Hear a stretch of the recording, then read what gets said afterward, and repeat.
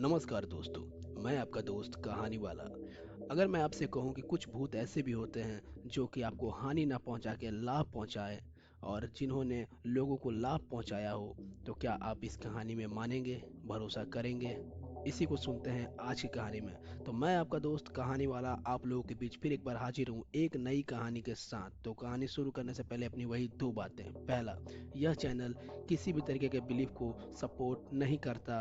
और दूसरी बात कि आप जिस भी डिवाइस में इस कहानी को सुन रहे हैं उसको साइड करें, कान में ईयरफोन्स लगाएं, क्योंकि यह चैनल ऑडियो बेस्ड है। तो डिवाइस की तरफ देखने का कोई मतलब बनता नहीं है। चलिए आज की कहानी शुरू करते हैं बिना किसी देरी के। यह कहानी मेरे पास भेजी है विकास ने। तो विकास के अनुसार उसके गांव के बाहर एक जिन बाबा का पेड़ है जिनके गांव वाले पूजा करते हैं। तो वो उनकी पूजा क्यों करते हैं उसकी कहानी सुनाने से पहले मैं थोड़ा गांव का स्ट्रक्चर बता देता हूँ।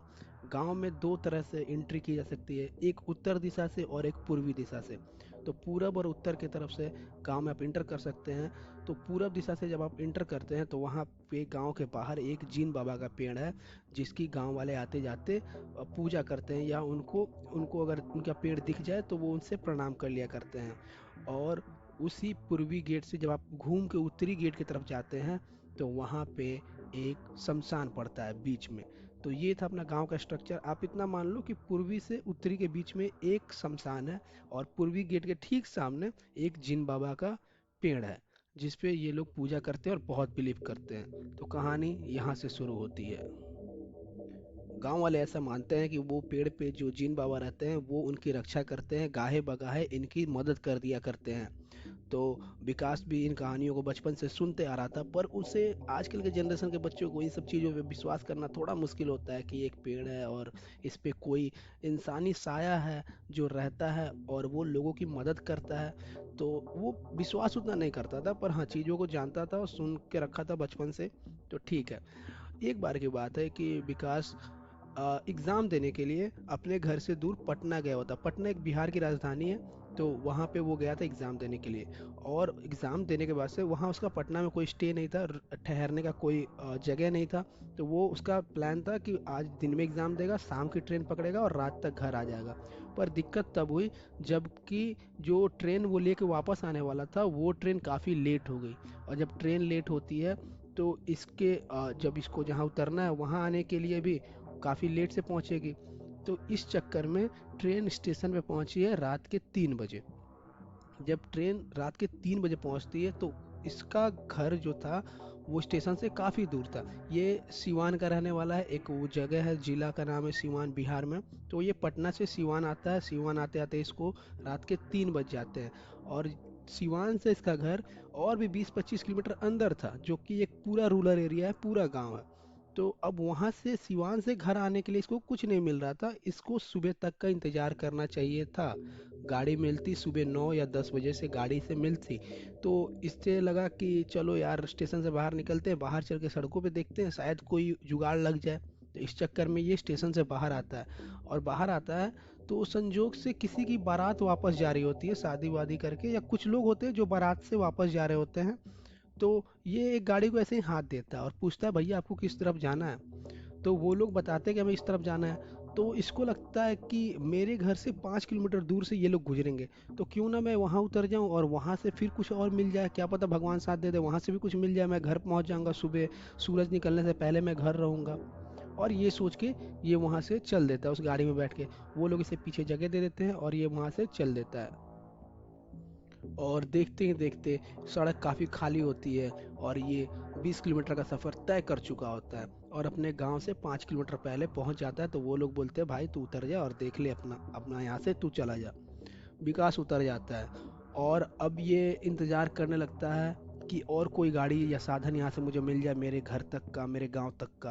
पर संजोग से वहाँ कुछ नहीं होता है, एकदम ही सुनसान जगह रहता है। एक्चुअली वो उसे एक बाज़ार में उतारते हैं, जो कि बाज़ार दिन में काफ़ी भरा पूरा रहता है, पर रात के 3:30 या 3:45 हो रहे थे इस टाइम पे वहाँ पे कुछ भी मिलना काफ़ी मुश्किल था। और वहाँ पे एक कुत्ता भी नहीं दिखाई दे रहा होता है। विकास को काफ़ी डर लगने लगता है और वो गाड़ी वाले इसे उतार के आगे बढ़ जाते हैं। विकास धीरे धीरे सोचता है कि क्यों ना मैं पैदल ही चलूं। अगर मैं 10 मिनट में भी 1 किलोमीटर सफ़र तय करूंगा तो हो सकता है कि मैं 1 घंटे में तो घर पहुंच ही जाऊं। ऐसा सोच के वो पैदल ही चलना स्टार्ट कर देता है। वो पैदल जा रहा होता है और धीरे धीरे धीरे धीरे उसे डर भी काफ़ी लग रहा होता है। वो पीछे मुड़ मुड़ के बार बार देखता है। कुछ दूर आगे चलने के बाद उसे ऐसा लगता है कि उसके पीछे कोई है। ये पीछे मुड़ के देखता है। जब पीछे मुड़ के देखता है तो उससे कोई नहीं दिखता है। और उस टाइम पे इसके पास कोई स्मार्टफोन भी नहीं होता है। ये बात 2015-16 के अराउंड की है। तो उस टाइम पे इसके पास छोटा वाला ही फ़ोन होता है पर उसमें म्यूज़िक का सिस्टम होता है। तो ये उसमें MP3 में गाने बजा लेता है कि शायद डर कम लगे और कान के पास चिपका के गाने सुनते सुनते ये पैदल पैदल चल रहा होता है। तभी इसे अचानक से लगता है कि कोई गाड़ी बहुत तेजी में आ रही है। ये पीछे मुड़ता है और पीछे मुड़ के इंतजार करने लगता है कि शायद कोई आ रहा होगा। पर उधर देखता है तो उधर से कोई गाड़ी नहीं आ रही होती है पर इसे साउंड क्लियरली सुनाई दे रहा होता है। तो उसे लगता है कि हो सकता है इधर से बगल में कोई हाईवे वगैरह हो जिसके बारे में इसे पता नहीं हो। उस पे से गाड़ियां गुजर रही होंगी। तो ये अपने मन को बहलाता है और आगे बढ़ते जाता है। जैसे जैसे ये आगे बढ़ता है इसकी इमेजिनेशन में कुछ चीजें बनने लगती है। इसे लगता है कि कोई इंसान है जो इसके साथ साथ चल रहा है और इसके तरफ देखे जा रहा है। तो अब विकास को लगता है कि इसे टोकूं या ना टोकूं, इससे बात करूं या ना बात करूं। पर वो अंधेरा इतना ज़्यादा रहता है कि वो उस इंसान को अच्छे से पहचान नहीं पाता या देख नहीं पाता। उसका चेहरा कुछ विजिबल नहीं होता है पर हाँ ऐसा लगता है कि कोई है पर क्या है कौन है ये कुछ भी क्लियर नहीं होता है। विकास धीरे धीरे आगे बढ़ते जाता है। अब बोलता है कि जो होगा देखा जाएगा। और ये अपने मन में भगवान का हनुमान जी का नाम ले लेके आगे बढ़ते रहता है। पर वो साया इसके साथ साथ चलते रहता है। इसे लगता है कि ये क्या हो रहा है मेरे साथ। अचानक से कभी कोई चीज़ एकदम इसके पास आके ऐसा महसूस होता है कोई चीज़ एकदम इसके पास कान के पास आके बोल रही है कि यहीं रुक जा, बैठ जा।